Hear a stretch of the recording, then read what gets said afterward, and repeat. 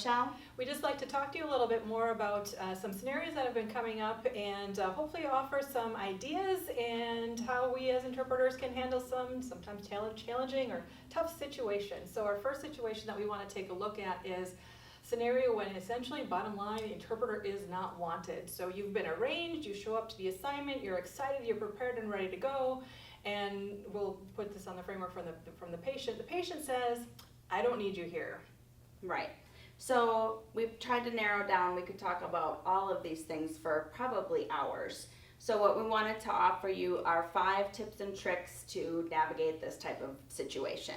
So the first one is these situations can really kind of bruise our ego. It Yes. can make us feel not awesome. The patient can be really rude. There's a lot of different things, but you need to know that when somebody says that they don't want you there, it's not about you. It has nothing to do with you as a person, has nothing to do with your skill sets. Those types of situations have everything to do with the patient, and so it's not about you. Don't take it personal. Which is sometimes easier said than done, so Right. say it to you a lot of times until it kind of sinks in and not taking it personally. Another thing to kind of think about as well is what maybe is motivating the patient to want to reject you. They just met you. How can they possibly know they don't want you for an interpreter, right? I'm very, very nice. Who wouldn't love me? Exactly. So one of the reasons why a patient might want you to go away is they've had a bad experience with another interpreter in the past. Interpreter who maybe wasn't respectful about private or confidential information, or wasn't fully prepared to really have the language skills or the interpreting skills necessary to be effective in facilitating communication, or an interpreter who just rubs somebody the wrong way for a variety of different reasons. So sometimes the reason why they don't want you is because they've had a bad experience with an interpreter in the past, and it's too risky for them to trust another interpreter. Right. And oftentimes the interpreters are requested by the clients or the customers by the business, and so the patient hasn't had the time to say yes or no about what they want to, whether or not they want an interpreter, and so they might be coming in for something that's very, very personal. Mm-hmm. And they, like as Erin said before, it might be a trust issue.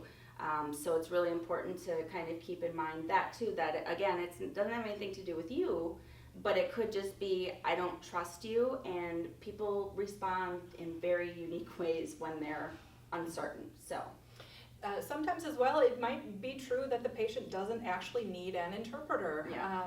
Sometimes providers maybe see a name on a registration form and think, oh, we're supposed to arrange an interpreter, and so Yeah. they've arranged somebody and you've shown up for an appointment, and maybe you've had this happen before, and the person is fully capable of managing their healthcare in the English language, and so they truly don't need an interpreter. Right. And ultimately, it's really important to keep in mind that the provider really needs to decide whether or not you stay or go. So if you're hearing from the patient that I don't want you here, I don't need you here, best thing to do, head up to the provider, talk to the provider, say this is what is happening, or actually just keep interpreting it. So if the patient's saying, I don't want you here, interpret, I don't want you here, and that'll keep the dynamic going. But ultimately, don't walk out because the patient said so.